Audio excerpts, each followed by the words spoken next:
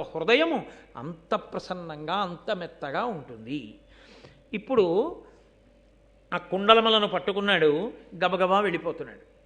వెళ్ళిపోతూ ఆయన ఆచమనం చెయ్యవలసినటువంటి పరిస్థితి వచ్చింది. ఆచమనం చెయ్యవలసిన పరిస్థితి అన్నప్పుడు మీరు దాన్ని ఎలాగైనా అన్వయం చేసుకోవచ్చు. శరీరమునకు అన్నదానికి కొన్ని అవసరములు ఉంటాయి. లోపల ఉన్న పదార్థాన్ని బయటికి పంపవలసి ఉంటుంది, పైన ఉన్న పదార్థాన్ని పిండాండమును పోషించడానికి తీసుకోవలసి ఉంటుంది. కాబట్టి అందులో ఏది జరిగినా మళ్ళీ ఓసారి ఆచమనం చేయవలసి ఉంటుంది. ఆచమనం చెయ్యాలి కాబట్టి ఆయన ఏం చేశాడంటే, ఒక నది ఒడ్డున ఇక్కడ ఏది కూడా మలమూత్ర విసర్జన జరగదు అని నమ్మకం. ఎందుకని అంటే మనకు ఒక ధర్మం ఉంది లోకంలో. ఏమిటా ధర్మం అంటే, నది ఒడ్డున కానీ నదీ జలముల యందు కానీ మలమూత్ర విసర్జన వంటివి చెయ్యరాదు. ఎందుకంటే నది పరమ పవిత్రమైనది కనుక. కానీ వర్షాలు పట్టలేదు అంటే, లేకపోతే లోకంలో రకరకాల వ్యాధులు వస్తున్నాయి, లోకంలో రకరకాల ఉపద్రవాలు వస్తున్నాయంటే, ఇవాళ మనం సనాతన ధర్మంలో శాస్త్రవాక్కుని విస్మరించాం కాబట్టి నదీ తీరములన్నీ ఎంత భయంకరమైన స్థితిలో ఉంటాయో, సూర్యోదయ కాలమునందు నదీ జలములను మనం ఎంత అవమానం చేస్తున్నామో. ఎలా ప్రవహిస్తాయి నదీ జలాలు? ప్రవహించమంటే ఇన్ని పథకాలు పెట్టండి, ఇన్ని మరుగుదొడ్లు కట్టివ్వండి, నదీ తీరములే మరుగుదొడ్లు. కాబట్టి ఆ రోజులలో ఉదంకుడు నమ్మాడు, నదీ తీరము పరిశుద్ధముగా ఉంటుంది, ఎవ్వరూ ఇక్కడ అటువంటి తప్పు పని చెయ్యరు. కాబట్టి కుండలములను నది ఒడ్డున పెట్టి నదీ జలములను ఆచమనం చేస్తున్నాడు. ఆచమనం చేస్తుంటే తక్షకుడు దిగంబరుడిగా వచ్చాడు, ఒంటి మీద బట్టలు లేనివాడిగా. అంటే ఇంకా అంతకన్నా అపవిత్రమైనటువంటి దర్శనం లోకంలో ఇంకోటి ఉండదు.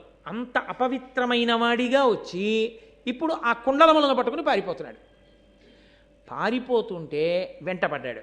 నాగరాజుగా మారి అక్కడే ఉన్నటువంటి ఒక పెద్ద పుట్ట యొక్క కలుగులోకి వెళ్ళిపోయాడు. ఉదంకుడికి ఒక పెద్ద బాధ ఉంది. ఎప్పుడో అప్పుడు తేవచ్చులే, ఈలోగా గురువుగారు చెప్పినటువంటి మంత్రతంత్రాలతో మనం ఏదో చేద్దామంటే కుదరదు. ఎందుకని? పక్కనే కదా అని చెప్పి ఆవిడ నీటికి 4వ రోజున నేను ధరిస్తాను, దానికి కావలసినటువంటి రీతిలో నేను స్నానం చేసి సిద్ధంగా ఉంటానని చెప్పింది గురుపత్ని. ఈ లోపల పట్టుకెళ్ళిపోవాలి కుండలాలు.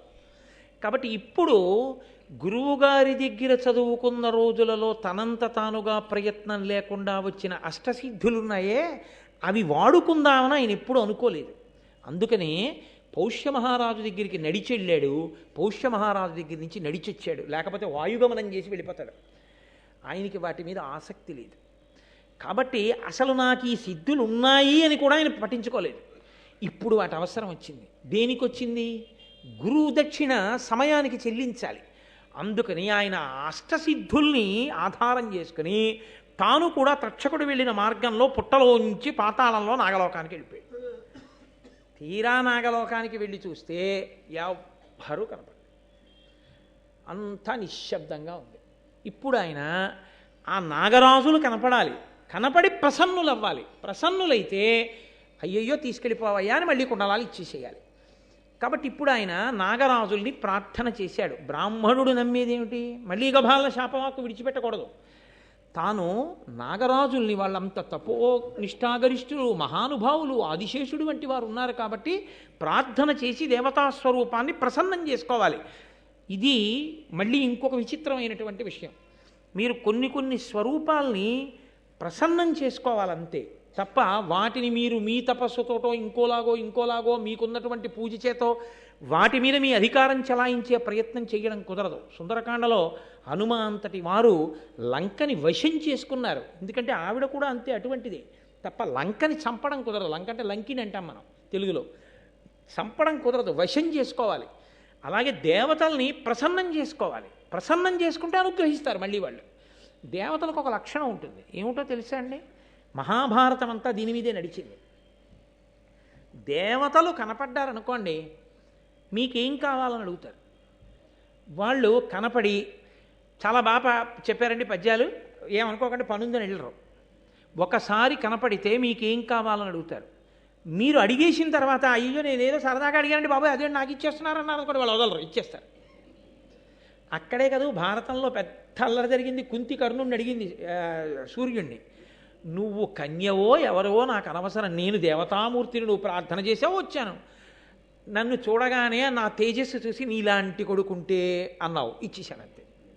ఇప్పుడు ఆ తర్వాత బంగారం పెట్టులో పెట్టుకుని వదిలేస్తావో ఇంటికి పట్టుకెళ్ళి పెంచుకుంటావో నీ ఇష్టం, ఇచ్చేసాడంతే. దేవతలది ఆ లక్షణం. ఇప్పుడు వాళ్ళు కనబడితే చాలు కోరిక తీరిపోతుంది. వాళ్ళు కనపడాలంటే ప్రార్థన చెయ్యాలి. ప్రార్థన చేస్తే ప్రసన్నులు అవుతారు, ప్రసన్నులైతే కనపడతారు, కనబడితే కోరిక తీరుస్తారు. అక్కడికి వచ్చి అడుగుదాంకుడు. ఎన్ని నేర్పుతుందండి మహాభారతం. ప్రతి చోట ఆచారకాండ, వేదము, ధర్మము ఇన్నిటినీ ఆవిష్కరిస్తూ ఉంటారు. కాబట్టి ఇప్పుడు ఆయన బహువనపాదపాబ్ధి కులపర్వత పూర్ణ సరస్వతీ సహిత మహామహీభరమజస్ర సహస్ర ఫణాలి దాల్చి దుస్సహతరమూర్తికిం జలధిశాయికి బాయక శయ్యైన యహిపతి దుష్కృతాంతకుడనంతుడు మాకు ప్రసన్నుడయ్యడున్. మొట్టమొదట అనంతుడు. ఆయన గొప్ప తపస్సు చేశాడు, బ్రహ్మగారి దగ్గర వరాలు పొందాడు. అందుకని ఆ అనంతుడి మీద తపస్సు చేశాడు. ఆ అనంతుడి గురించి ఒక గొప్ప స్తోత్రం చేస్తున్నాడు. ఆయన అన్నాడు, బహువనపాదపబ్ధి కులపర్వత పూర్ణ సరస్వతీ సహిత మహామహీభర. కులపర్వతాలతో, పెద్ద పెద్ద పర్వతాలతో, నదులతో, అరణ్యములతో, వనములతో ఉన్నటువంటి ఈ భూమినంతటినీ కూడా ఇంతటి బరువుని తన పడగల మీద మోసేటటువంటి ఆదిశేషుడెవరున్నాడో ఆయన ఈ భూమి భారాన్ని వహించడమే కాదు, ఇటువంటి బ్రహ్మాండములన్నిటినీ తన బొజ్జలో పెట్టుకున్నటువంటి శ్రీమన్నారాయణుడు పాలసముద్రంలో పడుకుని ఉండగా ఆయనకి శయ్యయ్యి ఆయనని కూడా వహించగలిగినటువంటి శక్తి కలిగిన ఆదిశేషుడు ఎవరున్నాడో, ఆ అనంతుడెవరున్నాడో ఆయన మాకు ప్రసన్నుడయ్యడున్. ఆదికవి కదండి నన్నయ్య గారు. అందుకని నన్నయ్య గారు ఆదికవిగా తర్వాత కవులకు శతక సాహిత్యంలో మకుటం పెట్టడం నేర్పారు. ఆ తరువాతి కాలంలో చేసినటువంటి శతకాలలో శ్రీకాళహస్తీశ్వర అంటూ దూర్జటి మొదలైన వాళ్ళు ఒకే పేరుతో మకుటం పెట్టి శతకాలు చేశారు. ఒకే మకుటంతో పద్యరచన ఆదికవిగా నన్నయ్య చేశారు. కాబట్టి అటువంటి ఆ శేషుడు మాకు అయ్యడుగాక. అరిది తపో విభూతి అమరారుల బాధలు వందకుండగా ఉరగుల నెల్లగాచిన మహోరగనాయకుడు ఆడానమచ్చురాసురమకుటాగ్రరత్న రుచి శోభిత పాదున కద్రినందనేశ్వరునకు భూషణంబయిన వాసుకి మాకు ప్రసన్నుడయ్యడున్. ఆయన ఏ జాతిలో పుట్టాడో ఆ నాగజాతి ఇబ్బందులు పడకుండా, దేవతల వలన రాక్షసుల వలన ఆపదలు రాకుండా గొప్ప తపస్సు చేసి దేవతల చేత రాక్షసుల చేత కూడా నమస్కరింపబడేటటువంటి లక్షణమున్నవాడు. దేవతలు రాక్షసులు కూడా నమస్కరిస్తుంటే ఇరువురి యొక్క తల్ల మీద అలంకారము చేయబడినటువంటి కిరీటములలో పొదగబడిన మణుల యొక్క కాంతుల చేత ప్రకాశించేటటువంటి పాదపద్మములు కలిగినటువంటి పరమేశ్వరునికి ఆభరణముగా భాషించేటటువంటి వాసుకి మాకు ప్రసన్నమయ్యడుగాక. ఇదొక చిత్రమైనటువంటి విషయం ఈ ప్రార్థనలో. తండ్రి అన్న మాటకు అర్థం ఉంటుంది. తండ్రికి 5 కొడుకులు ఉన్నారనుకోండి, ఒక ఆయన ఐఏఎస్, ఒక ఆయన ఐపీఎస్, ఒక ఆయన ఐఆర్ఎస్, ఒక ఆయన ఐఎఫ్ఎస్, ఒక ఆయన జేబు దొంగ. తండ్రి ఐఏఎస్, ఐఆర్ఎస్, ఐఎఫ్ఎస్, ఐపీఎస్లకే తండ్రా, జేబు దొంగకు కూడా తండ్రా? జేబు దొంగకి తండ్రి. నాన్నగారి షష్ఠి పూర్తికి 5 అక్కడికి వచ్చి నమస్కారం చేస్తారు. 5 బట్టలు పెడతారు. 5 జేబు దొంగతో సహా నాన్నగారండి మీరు తప్ప మాకు ఎవరున్నారండి అనే నమస్కారం పెడతారు కదా. అంతేకాని లోకంలో వీడు నాకు కొడుకు కాడు నేను వదిలిపెట్టేశాను అనడం కుదరదిహ. కన్న తర్వాత తండ్రే, వాడు గుణవంతుడో గుణం లేనివాడో. ప్రపంచంలో ఇన్ని భూతములు ఉన్నాయంటే భూతములకన్నిటికీ తండ్రి ఈశ్వరుడే. జగత పితరౌ వందే పార్వతీ పరమేశ్వరౌ. మంచి వాళ్ళకి మాత్రమే ఈశ్వరుడు తండ్రి అండి, చెడ్డవాళ్ళకి తండ్రి కాడండి అనడానికి వీల్లేదు. తండ్రి శాసనం ఏమిటి? జేబు దొంగ ఉన్నాడనుకోండి, తండ్రికి నమస్కారం చేస్తున్నాడు అనుకోండి, జేబు దొంగలు నమస్కారం చేసేవాడండి ఆయన అని మీరు ఆయన్ని తిట్టారనుకోండి, ఒరే నువ్వు వెళ్ళరా కాసేపు కాకినాడ అన్నాడు అనుకోండి, ఏమైపోతాం మనం? మీకు ఆయన ఏం ఉపకారం చేయగలడు? రే ఇలాగే కూర్చోను కాసేపు అన్నాడు అనుకోండి. ఇప్పుడు తండ్రి గారి మాటకి వశవర్తి ఆ జేబు దొంగ అలాగే కూర్చున్నాడు అనుకోండి, నువ్వు ఎక్కడికి వెళ్ళకు, మీ అమ్మ ఇక్కడే పెడుతుంది భోజనం చేసి, అంటే ఇక్కడే భోజనం చేసి ఇక్కడే పడుకోను అన్నాడు అనుకోండి. కాకినాడలో ఆ రోజు 1వ తారీఖు జీతాలన్నీ జేబులో పెట్టుకెళ్ళే వాళ్ళ జీతాలన్నీ ఇంటికి ఎడతాయా? వెళ్ళవా? వెళ్ళిపోతాయి కదా. 1వ తారీఖు ఒక్కరోజు ఆయన వదిలేశాడు అనుకోండి, వెళ్ళరా నువ్వు కాకినాడ అన్నాడు అనుకోండి, ఆ నెలలో జీతాలు ఇంటికి పట్టుకెళ్ళిన వాళ్ళు ఎవరు ఉండరు కాదు, వాడు ఒక్కడే పడిపోతాడు అన్ని జీతాలు ఉద్యోగం చేయకుండా. పరమేశ్వరుడి దగ్గర రాక్షసులు వశవర్తులైతే మనకు అదృష్టం. ఎందుకో తెలుసా అండి? భగవద్భక్తులైనవా చూసావా, వాడు రోజు నాకు నమస్కారం చేస్తాడు, ఒరే నువ్వు వాడి జేబు వంక చూశావో అంటాడు శివుడు. నాన్నగారని వాడి జోలికి వెళ్ళాలి అంటాడు. కాబట్టి రాక్షసులు దేవతలు కూడా తండ్రి పరమేశ్వరుడికే నమస్కరిస్తారంతే. కాబట్టి ఆయన భూతములను అణిచిపెట్టి భక్తుల్ని కాపాడుతుంటాడు. ఇది తత్వాన్ని ఆవిష్కరించడం పద్యంలో. అటువంటి పరమేశ్వరుడికి ఆభరణమైన వాడు వాసుకి. కేవలం పరమేశ్వరుడు అంటే శక్తి సహితుణ్ణి చేయడం ఎలా? అందం చూడండి ఆ పద్యంలో. కాబట్టి అద్రినందనేశ్వరునకు, అద్రినందన అంటే పర్వతరాజపుత్రి పార్వతి, పార్వతికి ఈశ్వరుడు కాబట్టి పరమేశ్వరుడు.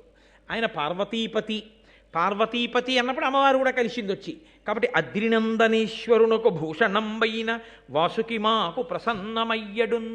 అటువంటి వాసుకి ఎవరున్నారో ఆయన మాకు ప్రసన్నమగుగాక అని ప్రార్థన చేశారు. చేసి దేవమనుష్యలోకముల ద్రిమ్మరుచున్ విపుల ప్రతాప సంభావిత శక్తి శౌర్యులు అపార విషోత్కట కోప విస్ఫురత్పావక తాపితాఖిల విపక్షులునైన మహానుభావులు ఐరావత కోటి ఘోర పణిరాజులు మాకు ప్రసన్నులయ్యడున్. దేవమనుష్యలోకముల ద్రిమ్మరుచున్ విపుల ప్రతాప సంభావిత శక్తి శౌర్యులు అపార విషోత్కట కోప విస్ఫురత్ పావక తాపితాఖిల విపక్షులునైనా. ఎంత పెద్ద సమాసాలు వేశారో చూడండి. దేవలోకంలో మనుష్యలోకంలో అంతటా తిరుగుతూ అపారమైన కోపంతో ఉంటూ తమ యొక్క విషం చేత దేన్నైనా కాల్చేయగలిగినటువంటి శక్తి కలిగిన వాళ్ళై మహానుభావులై ఐరావత వంశంలో జన్మించినటువంటి నాగులన్నీ కూడా మాకు ప్రసన్నమయ్యడున్, వాళ్ళు మాకు ప్రసన్నమయ్యడుగాక. గోత్ర మహామహీధర నికుంజములన్ విపినంబులన్ గురుక్షేత్రమునన్ ప్రకామగతి ఖేలను నొప్పి సహాశ్వసేనుడై ధాత్రి పరిభ్రమించు బలదర్ప పరాక్రమ దక్షుడీక్షణ శ్రోత్ర విభుండు తక్షకుడు శూరుడు మాకు ప్రసన్నమయ్యడున్, ప్రసన్నుడయ్యడున్ అని తక్షకుడి మీద స్తోత్రం చేస్తున్నారు. గోత్ర మహామహీధర నికుంజములన్ విపినంబులన్ గురుక్షేత్రమునన్. పెద్ద పెద్ద పర్వతాల దగ్గర పుట్టలలో తిరిగేటటువంటి లక్షణమున్నటువంటి తక్షకుడు కన్ను చెవి రెండింటి యొక్క శక్తి ఒక ఇంద్రియమునందే పెట్టుకుని ఉన్నవాడు. అంటే చూస్తుంటే విననివాడు, వింటుంటే చూడనివాడు. రెండు ఇంద్రియముల శక్తి ఒక ఇంద్రియంలోనే ఉంటుంది. చూస్తున్నప్పుడు ఇంకా వినపడదు, వింటున్నప్పుడే కనపడదు. అలా రెండు ఇంద్రియముల శక్తి ఒక ఇంద్రియములో కలిగినటువంటి వాడు. అందుకని ఈక్షణ శ్రోత్ర విభుండు తక్షకుడు శూరుడు మాకు ప్రసన్నుడయ్యడున్. ఆ శూరుడైనటువంటి తక్షకుడు మాకు ప్రసన్నమయ్యడుగాక అని ఆ నాగులను ఉద్దేశించి ఈ స్తోత్రం చేశారు. మా గురువుగారు తరచుగా ఓ మాట చెప్తుంటారు, నాయన ఈ పద్యాలు ఎక్కడ చదివినా ఎప్పుడు చదివినా ఎవరు విన్నా వాళ్ళకి పాముల వలన బాధలు రావురా, తరుముకొస్తున్న ఆపదలుంటే పోతాయిరా నాయన, ఈ పద్యాలు చాలా గొప్పవిరా అంటుంటారు. నేను ఆయనంత బాగా చదవలేను, కానీ మా గురువుగారు అయితే ఇందులో పద్యాల్ని పాము బుస్ అంటే ఎలా వస్తుందో అలాగే చదువుతారు. అది ఎందుకంటే పాములను ఉద్దేశించి చదివిన పద్యాలు కదా, అందుకని ఆ పద్యం అలాగే చదువుతారు. మా గురువుగారు చదువుతున్నప్పుడు నిజంగా అలాగే ఉంటుంది. కానీ ఒక్క మాట మాత్రం మీరు గమనించవలసి ఉంటుంది. నిజానికి కవులు అటువంటి శబ్దముల యొక్క సౌందర్యమునందు ఏ విధమైన అనురక్తి కలిగిన వారు కారు. నేను మా గురువుగారు దాంట్లో అందం ఉందన్నారని నేను మీతో అన్నాను, కానీ నిజంగా ఆ పద్యంలో అదే అందం అని నేను చెప్పాను అనుకోండి, నన్నయ్య గారు చిన్నపుచ్చుకుంటారు. నేను యథార్థం చెప్తున్నాను. అలా కేవలము శాబ్దిక సౌందర్యము కొరకు వెంపర్లాడి కవిత్వం చేయరు పెద్దలు. దాంట్లో నిక్షేపింపబడిన అర్థానికే ఎక్కువ ప్రతిపాదన, కానీ అది అనుషంగికం. అటువంటి ఆ శబ్దాన్ని అలా పొదగడం ఒక గొప్పతనం. నేను మీకు ఒక్కసారి అది ఆ బుస్సు పద్యంలోకి ఎలా వస్తుందో మీకు నేను ప్రయత్నం చేసి చూస్తాను. బహువన పాద పబ్ధికుల పర్వత పూర్ణ సరస్వతి సహిత మహామహీభర మజస్ర సహస్ర ఫణాళి దాల్చి దుస్సహతరమూర్తికిన్ జలధిశాయికి బాయక శయ్యయైన యయ్యహిపతి దుష్కృతాంతకుడనంతుడు మాకు ప్రసన్నుడయ్యడు.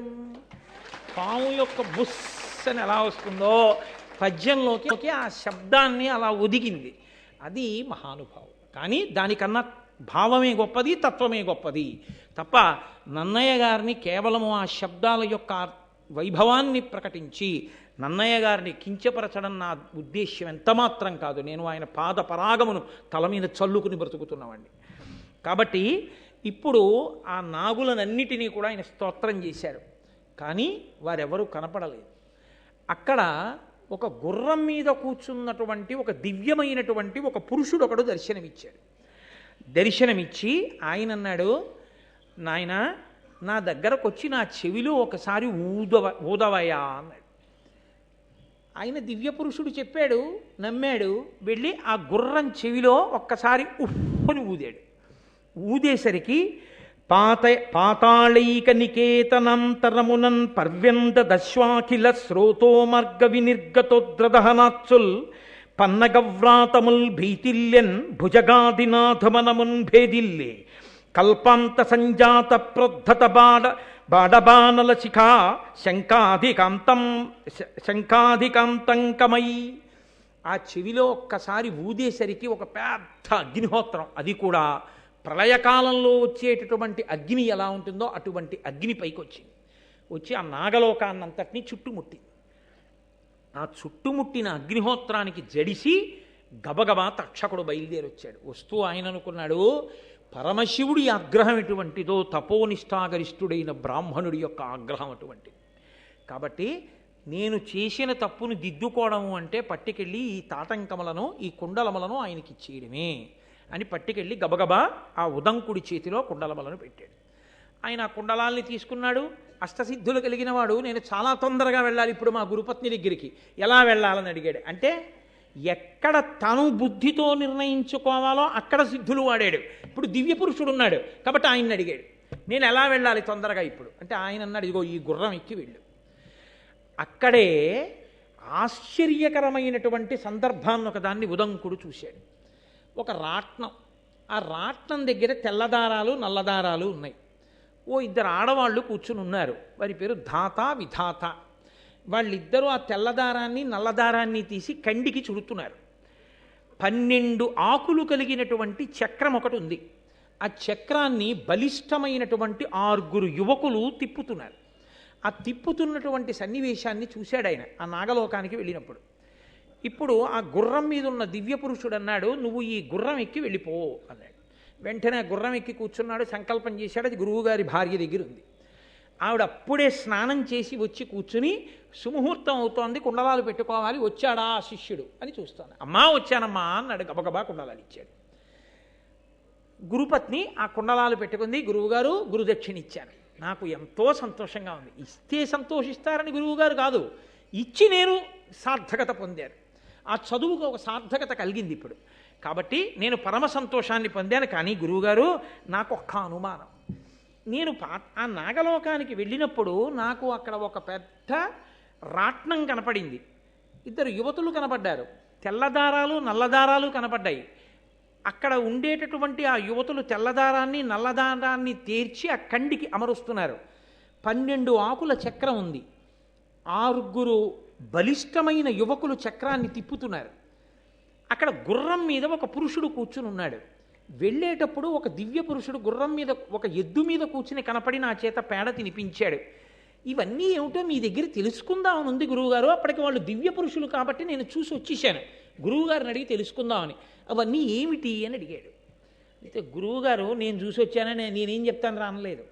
పైలుడు అలవోకగా దాన్ని విడమర్చాడు. ఆయన అన్నాడు, అపురుషుండింద్రుడు అయ్యుక్షమైరావతంబు గోమయమృతంబు నాగభువనంబులో గన్న పొలతులిద్దరూ ధాతయును విధాతయు వారి అనువయించు సిత కృష్ణ తంతు రాజిత తంత్రమది అహోరత్రంబు 12 గలుగు చక్రంబు మాసాత్మ సంవత్సరంబు కుమారులయ్యార్వురు మహిత ఋతువులు అత్తురంగమగ్ని అపురుషుండు పర్జన్యుడు ఇంద్రసఖుడు సన్మునీంద్ర ఆది నింద్రుగాంచి అమృతాశివకుట నీకభిమతార్థ సిద్ధి అయ్యనయ్యా.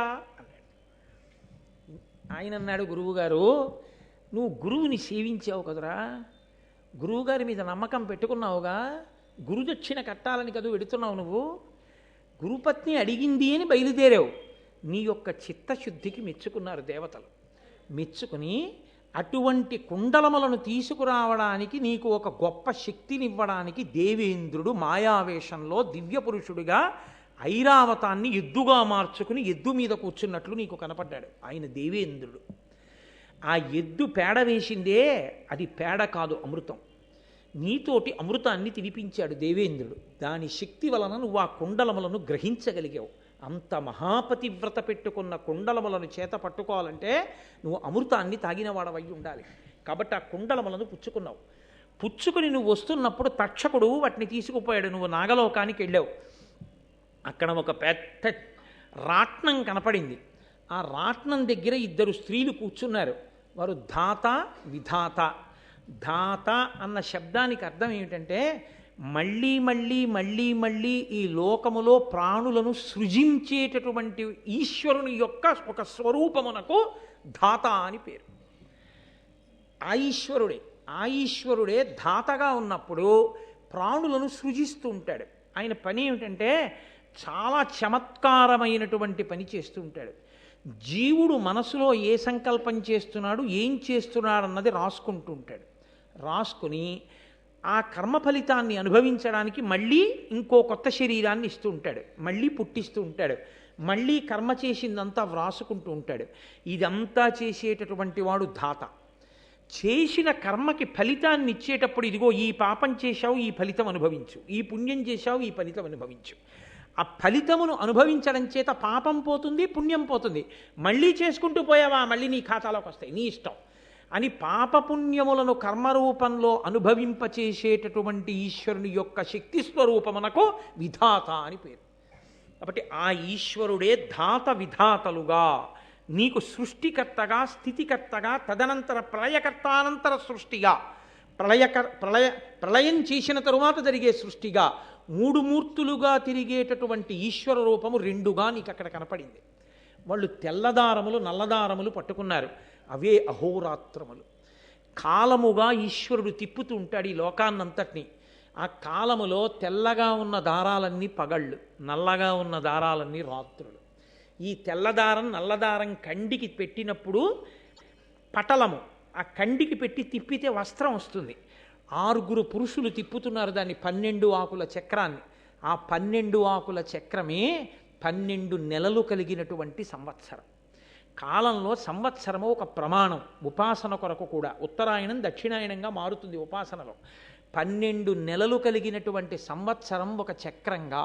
దాన్ని తిప్పే 6 పురుషులు ఆ కాలమునందు ప్రకృతిలో వచ్చేటటువంటి ప్రబలమైనటువంటి మార్పుని వ్యక్తీకరించేటటువంటి ఋతువు. ప్రకృతిలో మార్పు వస్తుంది కాలంలో. మొట్టమొదట వసంత ఋతువు, వసంత ఋతువు తర్వాత మనకి గ్రీష్మ ఋతువు, గ్రీష్మ ఋతువు తర్వాత వర్ష ఋతువు, వర్ష ఋతువు తర్వాత శరదృతువు, శరదృతువు తర్వాత హేమంత ఋతువు, హేమంత ఋతువు తర్వాత శిశిర ఋతువు, మళ్ళీ వసంత ఋతువు. ఇలా 6 ఋతువులుగా కాలం మారుతూ ఉంటుంది.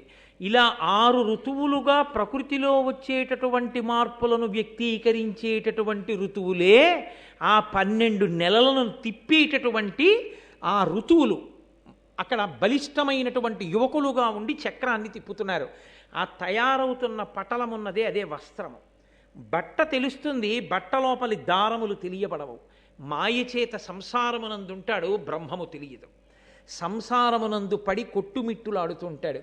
ఆ ఈశ్వరుడే ఈ ప్రణాళికనంతటినీ నిర్వహణ చేస్తున్నాడు. అందరికీ కనపడేది ఈ సంవత్సరం తెలుస్తుంది, నెల తెలుస్తుంది, ఋతువు తెలుస్తుంది, చలి తెలుస్తుంది, ఆకులు రాలిపోవడం తెలుస్తుంది, వసంత ఋతువు తెలుస్తుంది, వర్షాలు పడ్డం తెలుస్తుంది, ఎండ గ్రీష్మం తెలుస్తుంది. కానీ నాయనా, నీవు గురువులకు చేసిన పరిచర్య వలన కాలాత్మకముగా ఉన్నటువంటి ఈశ్వర స్వరూపము స్థూలమైనటువంటి వ్యక్తులుగా నీకు దర్శనమైంది. కాలముగా ఏది దర్శనము కాదో అది నీకు పరమాత్మగా దర్శనమిచ్చాడు. అమృతాన్ని నీ చేత భుజింపచేశాడు. దీనికంతటికీ కారణం నీవు గురువులకు చేసిన శుశ్రూష, నువ్వు చదువుకున్న చదువు. ఈ రెండు సిద్ధి పొందడమే నీకు శ్రీమన్నారాయణ దర్శనం కాలాత్మకంగా అయింది. నీవి భాగ్యవంతుడివిరా, అమృతాన్ని తిన్నామన్నారు. ఆ కాలగణనమే 9 రకాలుగా చేసుకుంటూ ఉంటాం మనం. ఎందుకని అంటే ఈశ్వర స్వరూపాన్ని కాలమునందు చూడడం మనకి చేతకాక ఆ కాలమును 9 రకాలుగా లెక్క పెట్టుకుంటూ ఉంటాం. బ్రహ్మ, దివ్య, పైతృ, ప్రాజాపత్య, బాహ్యస్వత్య, సౌర, సావన, చంద్ర, నక్షత్ర అని 9 మానములు. 9 మానములతో లెక్క పెడుతుంటాం. ఇందులో కొన్ని ఊర్ధ్వలోకాల్లో ఉండేవి, కొన్ని భూలోకంలో ఉండేవి. ఇటువంటి మానవుల చేత కాలాన్ని లెక్క పెడుతుంటారు. ఈ కాలాన్ని లెక్క పెట్టేటప్పుడు అదిగో నీకు కనపడిన గుర్రం మీద కూర్చున్నటువంటి దివ్య పురుషుడుగా కనపడ్డాడే, ఆ గుర్రమునకు అశ్వము అని సంస్కృతంలో పేరు. అశ్వము అన్న మాటకు అర్థం ఏమిటంటే గమనము చేత వ్యాప్తిని పొందునది అని. అశ్వ శబ్దము గమనము చేత మనం ఏం చేస్తామంటే ఇక్కడ విడిచి ఇంకొక చోటుకి వెళ్ళిపోతాం. ఇప్పుడు నేను ఇక్కడి నుంచి వేదిక దిగిపోయాను అనుకోండి, ఇక నేను వేదిక మీద ఉండను.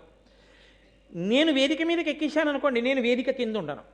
అశ్వశబ్దానికి అర్థం ఏమిటంటే గమనము చేత వ్యాప్తి పొందుతూ ఉంటుంది. అంటే తాను ఎక్కడికి వెడుతోందో అక్కడక్కడ తాను వ్యాపిస్తూ ఉంటుంది. భూత, భవిష్యత్, వర్తమాన అన్న 3 పేర్లతో ఉన్న ఒక కాలమే అలా 3గా కదులుతూ ఉంటుంది. ఈ కదలడంలో ఈశ్వరుడు వ్యాప్తి చెందుతుంటాడు. ఈ వ్యాప్తి చెందేటటువంటి ఈశ్వరుని యొక్క తత్వము ఎవ్వరికీ కంటికి కనపడదు. కంటికి కనపడని కాలమునందు వ్యాప్తి చెందగలిగిన ఈశ్వరుని యొక్క తత్వము గుర్రం రూపంలో నీకు దర్శనమైంది. నువ్వు భాగ్యవంతుడవు. అదిగో దాని మీద కూర్చున్నాడే ఆయనే అగ్ని, ఆయనే పర్జన్యుడు. ఆ గుర్రము అశ్వస్వరూపంగా ఉన్నటువంటి అగ్నిహోత్రుడు. అగ్ని అంటే మనం అగ్నిని ఆరాధన చేస్తాం. ఆయనే సమస్త ఫలితములనిస్తాడు. కాలమే సమస్త ఫలితములనిస్తుంది మృత్యువుతో సహా. అదిగో దాని మీద కూర్చున్నవాడు పర్జన్యుడు, ఇంద్రసఖుడు. ఆయన వర్షాన్ని కురిపిస్తాడు, లోకక్షేమాన్నంతటినీ చూస్తాడు, స్థితికారుడై శ్రీ మహావిష్ణువుగా ప్రవర్తిస్తాడు. అటువంటి అపురూప దర్శనం నీకు కలిగింది. అందుకే ఈశ్వర వ్యాప్తి చేత భయపడినటువంటి ఆ తక్షకుడు నీకు దర్శనమిచ్చి కుండలములను నీకు ఇచ్చాడు. నువ్వు అటువంటి గుర్రాన్ని అధిరోహించి రాగలిగావంటే గురువుగారి అనుగ్రహాన్ని పొందినవాడు, గురువు యొక్క మనసు ప్రీతి చెందేటట్టు ప్రవర్తించగలిగినవాడు, గురుముఖత నేర్చుకున్నవాడు, సిద్ధుల కొరకు ప్రాకులాడనివాడు, బ్రహ్మ విద్య వశమైనవాడు, వాడు బ్రహ్మమునే దర్శించగలడు అని ఎదర మహాభారతంలో విశ్వరూప దర్శనం కొంతమందికి అనుగ్రహింపబడితే గురువుగారి యొక్క ప్రజ్ఞ ఎంత గొప్పదో, గురు వైభవం ఎంత గొప్పదో, గురువులు ఈ దేశంలో శిష్యులకు ఎటువంటి దర్శనం అందించారో, దర్శనమనందుకున్న శిష్యుడు గురువుకి వర్ణిస్తే అది ఏమిటో తాను తెలుసుకోలేకపోయినా శిష్యుడికి అలవోకగా చెప్పి గురువు ఆ భగవంతుని యొక్క స్వరూపాన్ని శిష్యుడికి ఎలా అందించాడో ఆ పైలుని యొక్క వైభవాన్ని గురువైభవంతో, ఒక గురువు పట్ల శిష్యుడు ఎలా ప్రవర్తించాలో, గురుదక్షిణ తేవడానికి శిష్యుడు ఎంత కష్టపడ్డాడో, దాని వలన ఎంత అభ్యున్నతిని పొందాడో ఎదర సాక్షాత్ శ్రీమన్నారాయణుడే ఆయన ఆశ్రమానికి వచ్చి దర్శనమిస్తాడు మాట్లాడి.